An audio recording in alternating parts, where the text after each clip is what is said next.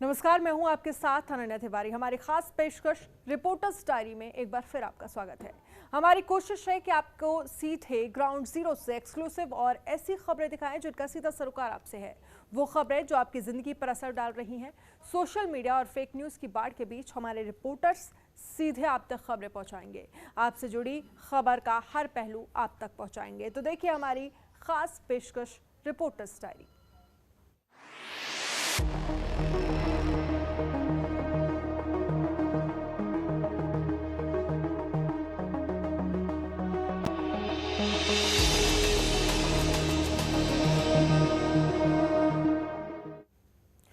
तो reporters diary में बात करेंगे यूपी के आगामी विधानसभा चुनाव के मद्देनजर कांग्रेस ने तैयारियां तेज कर दी हैं। अपनी रणनीति के तहत संगठन को विस्तार देना शुरू कर दिया है। पार्टी हाईकमान को भरोसा है कि ब्राह्मणों, अति पिछड़ों और मुसलमानों के बीच काम करके यूपी में सत्ता का बनवास खत्म किया जा सकता है। सोशल मीडिया पर पोस्ट को लेकर व्यक्तिगत संपर्क तक इसी रणनीति के तहत किया जा रहा है। ये रिपोर्ट देखिए।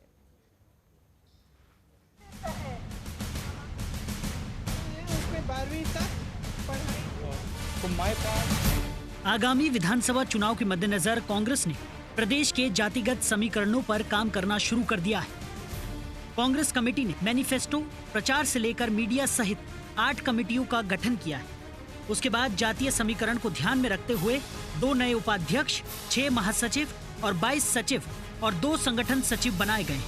संगठन विस्तार के बाद अब उत्तर प्रदेश कमेटी में 40% पिछड़ी जातियों का प्रतिनिधित्व हो गया है। पिछड़ी जातियों पर खास फोकस किया गया है, जबकि सामान्य जातियों को 30% प्रतिनिधित्व मिला है। प्रदेश के राजनीतिक स्थिति को देखते हुए ब्राह्मणों को सबसे ज्यादा तरजीह दी गई है। कमेटी में लगभग 19% ब्राह्मण हैं। अल्पसंख्यक समुदाय को 17% की हिस्सेदारी दी गई है। खासतौर पर कानपुर कैंट सोहेल अख्तर अंसारी के जरिए बुनकर बेल्ट के लिए पार्टी ने जमीन तैयार करने की योजना बनाई। इसके अलावा ब्राह्मणों में पेट और मजबूत करने के लिए योगेश दीक्षित को प्रदेश उपाध्यक्ष बनाया गया, जबकि अलग अलग जातीय समीकरण देखते हुए संगठन में सभी वर्गों को हिस्सेदारी दी गई। कांग्रेस उत्तर प्रदेश में अब उनके पास समय नहीं है। ये 2022 की सेना तैयार कर रही है। जिस तरह प्रियंका गांधी लगातार यूपी को फोकस कर रही हैं, हर दिन 2-4 ट्वीट उनके होते हैं, हर मुद्दे पर बोलती हैं और लगातार जो सक्रियता है उससे कांग्रेस के यंग काडर में एक उत्साह भी है। और कांग्रेस ने बहुत पहले समझ लिया था कि जो ओल्ड गार्ड्स हैं उनके जरिए उत्तर प्रदेश की लड़ाई नहीं लड़ी जा सकती। आने वाले समय में उत्तर प्रदेश में पंचायती राज चुनाव, उपचुनाव, उसके बाद लोकल बॉडी के एमएलसी के चुनाव होने हैं। ठीक उसके बाद उत्तर प्रदेश का 2022 का विधानसभा का चुनाव होगा और इस बार चुनाव की जिम्मेदारी प्रियंका गांधी के कंधों पर है। ऐसे में संगठन को खड़ा करना भी एक बड़ी चुनौती है, क्योंकि उत्तर प्रदेश में कांग्रेस के पास संगठन ना के बराबर है। साथ ही संगठन की आपसी गुटबाजी भी कांग्रेस की तैयारियों पर पानी फेर देती है। कांग्रेस के उत्तर प्रदेश के 3 बड़े नेताओं ने नेतृत्व में बदलाव की मांग की थी, जिसमें आरपीएन सिंह, जतिन प्रसाद और राज बब्बर कमेटी में शामिल थे। इन तीनों को उत्तर प्रदेश कमेटियों में जगह नहीं दी गई है। देखना यह होगा कि आने वाले समय में ये तीनों नेता क्या कदम उठाते हैं। सच है कि चुनाव की आहट है। कोरोना काल में भारतीय जनता पार्टी तो वर्चुअल रैलियां कर रही है। हम लोगों के पास इस तरीके का धन नहीं है, तो हम अपने संगठन को विस्तार देने की बात कर रहे हैं। तमाम कमेटियों में तमाम लोग, वरिष्ठ लोगों को शामिल कर चुनाव की तैयारी कर रहे हैं। अभी श्रीमती प्रियंका गांधी जी के नेतृत्व में हमने कुछ कमेटियां गठित की हैं और इसके बाद अभी कुछ और कमेटियां भी गठित होनी है। इनका सबका एक ही मकसद है कि जनता के बीच में जाना, जनता की समस्याओं को उठाना और जनता को आउटरीच करना। प्रदेश की राजनीति में साबित हो चुका है कि अलग अलग रहकर अति पिछड़ी जातियों में कोई ताकत नहीं है, लेकिन अगर ये एक साथ आ जाएं तो हार जीत के समीकरण को बदल सकती हैं। इसलिए कांग्रेस ने अति पिछड़ी जातियों पर ध्यान केंद्रित करने का निर्णय किया है। अब देखना होगा कि अल्पसंख्यक मोर्चे पर पार्टी की सक्रियता क्या कमाल करती है। रिपोर्टर्स डायरी में वक्त एक छोटे से ब्रेक के बाद फौरन हाजिर होंगे।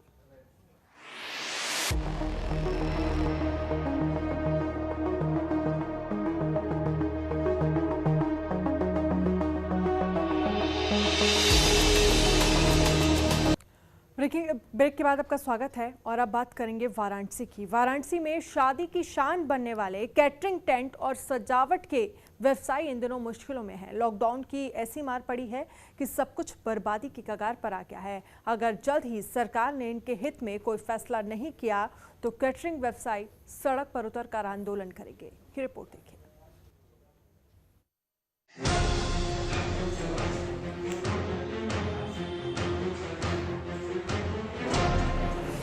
शादी के सीजन यानी कि अप्रैल के महीने में सड़कें सूनी पड़ी रहीं। मार्च में भी कुछ ऐसा ही नजारा रहा। याद कीजिए बीते साल के मार्च अप्रैल महीने को हर किसी के घर या रिश्तेदारी में कई शादियां हुई थी। इस साल भी शादियां होनी थी। कईयों की तैयारियां भी पूरी हो चुकी थी। टेंट से लेकर फार्म हाउस तक बुक थे, लेकिन कोरोना ने सभी तैयारियों पर पानी फेर दिया। समस्या बहुत दयनीय हो गई है। हम लोग ने सोचा कि कोरोना काला है तो एक आध महीने में सब सही हो जाएगा। हम लोगों ने सरकार का मदद भी किया, लेकिन स्थिति 6 महीना बंदी हो जाने की वजह से बहुत दयनीय हो गई है।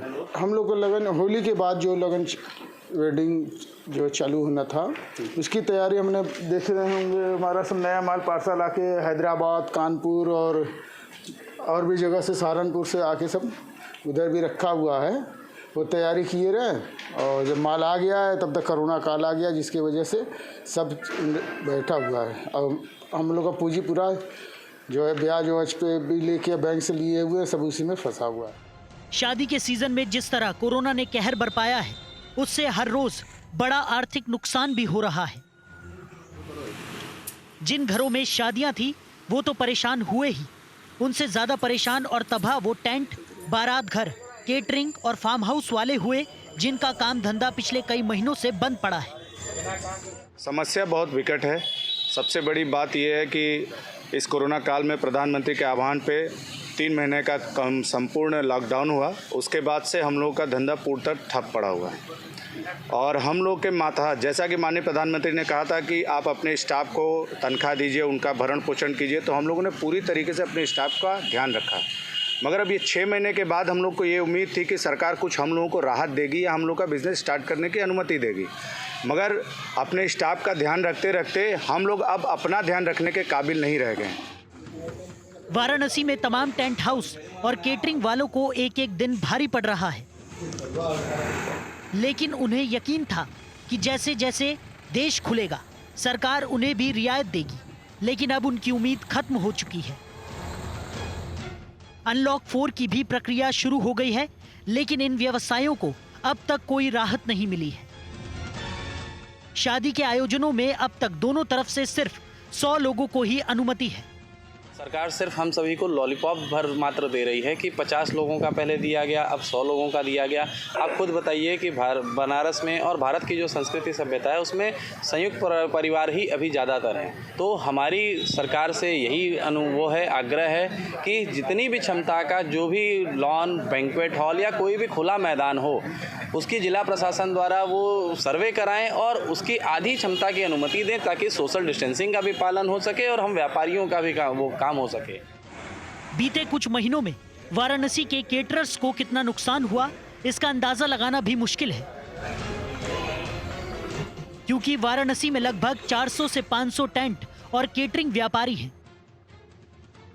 300 से 350 छोटे बड़े वैवाहिक लॉन हैं। लगभग 100 से 125 छोटे बड़े बैंक्वेट हॉल हैं। हर शादी के सीजन में वेडिंग इंडस्ट्री से जुड़े हुए व्यापारी लगभग 250 से 300 करोड़ का व्यापार करते हैं,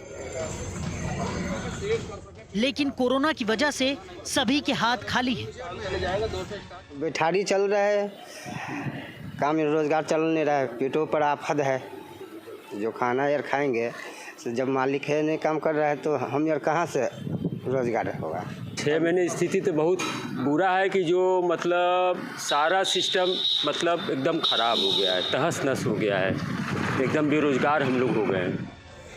लिहाजा व्यवसायी नुकसान से निकलने के लिए शादी समारोह में 300 लोगों को शामिल होने की अनुमति मांग रहे हैं। अगर जल्द ही सरकार ने उनकी मांगें पूरी नहीं की तो वो सड़क पर उतरने को मजबूर हो जाएंगे।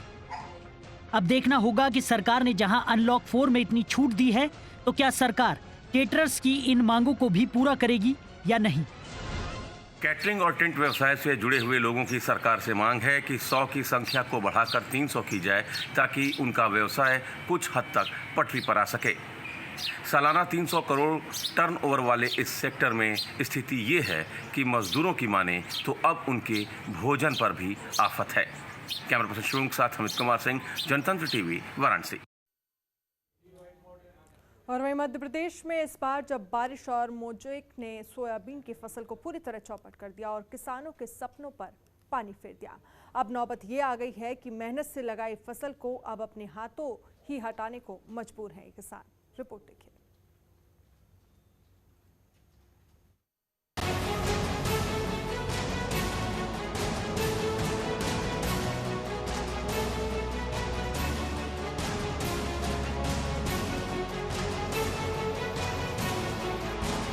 जब एक किसान अपनी कोई फसल बोता है तो उसमें उसकी उम्मीदों के साथ साथ उसकी मेहनत और उसकी सारी पूंजी लग जाती है ताकि जब उसकी फसल तैयार हो तो उस मेहनत का फल उसे और ज्यादा मिल सके। कुछ ऐसा ही सोचा था मध्य प्रदेश के किसानों ने भी, जिन्होंने अपनी मेहनत और खून पसीने से सींचकर सोयाबीन की फसल तैयार की थी।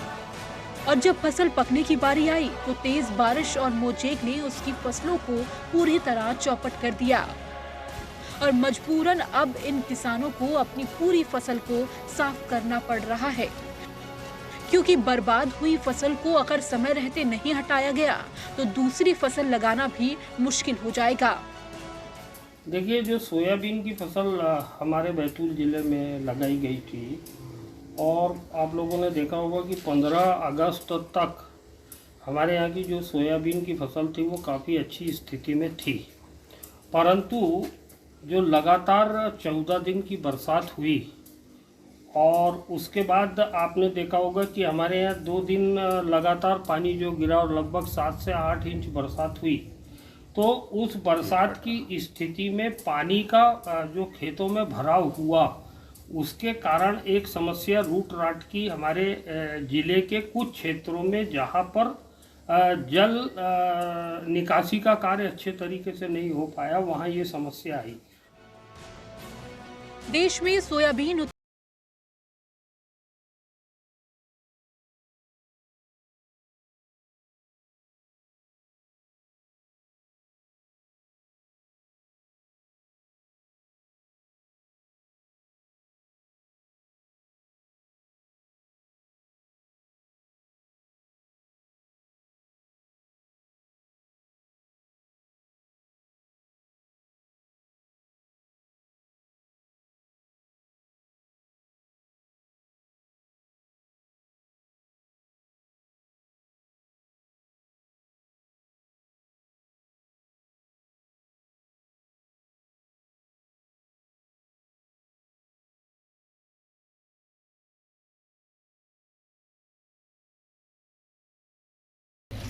बहुत अच्छी फसल थी पहले 15 दिन पहले तक, कर इसमें अचानक जो फंगस और अतिवृष्टि के कारण ये बर्बाद हुई।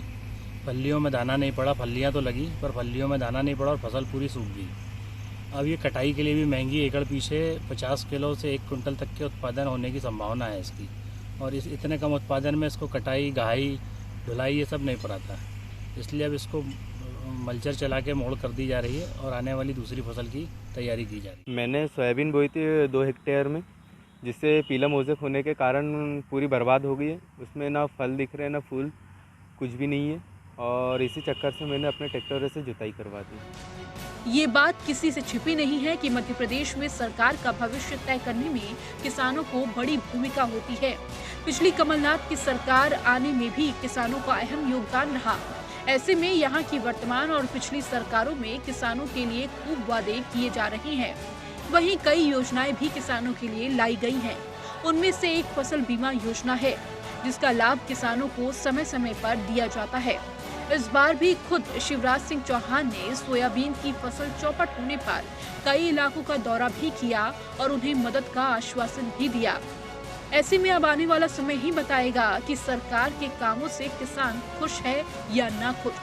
जिले में लगातार हो रही अतिवृष्टि के कारण सैकड़ों एकड़ में लगी सोयाबीन की फसल पीला मोज़ेक के चपेट में आ गई। वहीं देखने को मिला कि इस पीला मोज़ेक की चपेट में आई फसलों का अब किसान खेतों में कल्टीवेटर व मजदूर लगाकर फसलों को कटवाने में लगे हुए हैं।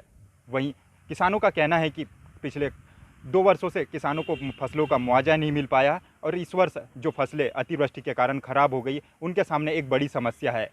बैतूल से अमित पवार, जनतंत्र न्यूज़। रिपोर्टर्स डायरी में वक्त एक छोटे से ब्रेक का। ब्रेक के बाद हमारी खास पेशकश जारी है।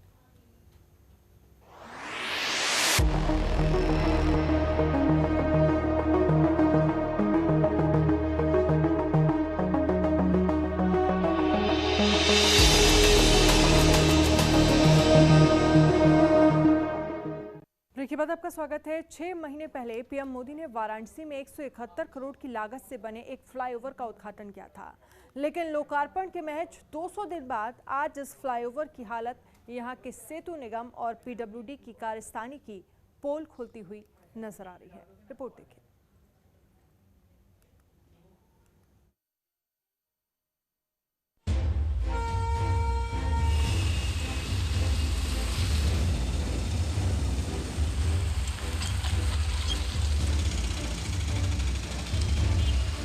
छह महीने पहले प्रधानमंत्री मोदी के संसदीय क्षेत्र वाराणसी में एक फ्लाईओवर का निर्माण कराया गया था।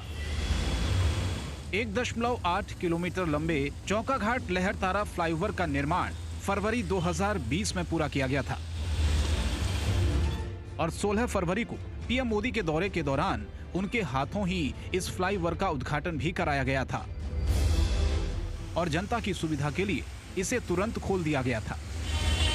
लेकिन तब किसे पता था कि 1.8 किलोमीटर लंबे इस फ्लाईओवर का सफर करना लोगों के लिए आसान नहीं बल्कि मुश्किलों भरा होगा। करीब 1800 मीटर लंबे इस फ्लाईओवर के ऊपर जगह जगह गड्ढे हादसों को दावत दे रहे हैं।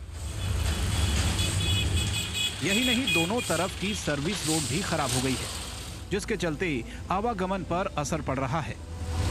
फ्लाईओवर की सड़क जगह जगह दब गई है। अप्रोच मार्ग के पास सड़क दबकर गड्ढे में तब्दील हो गए हैं।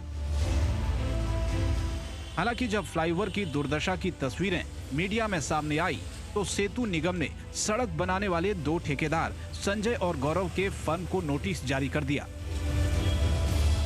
वहीं लापरवाही बरतने वाली फर्म को ब्लैकलिस्ट भी किया जा सकता है। सेतु निगम के परियोजना प्रबंधक रोहित मिश्रा ने खुद जनतंत्र टीवी पर फोन के जरिए बातचीत कर इसकी जानकारी दी। जांच से नहीं, उसके रेक्टिफाई करने का रेक्टिफिकेशन शुरू हो गया है। ये जांच क्या वो नहीं, मान लिया कोई चीज बनी है, उसमें कोई दिक्कत आई है तो उसको रेक्टिफाई करेंगे ना। साल भर का उनका लायबिलिटी पीरियड है उसका।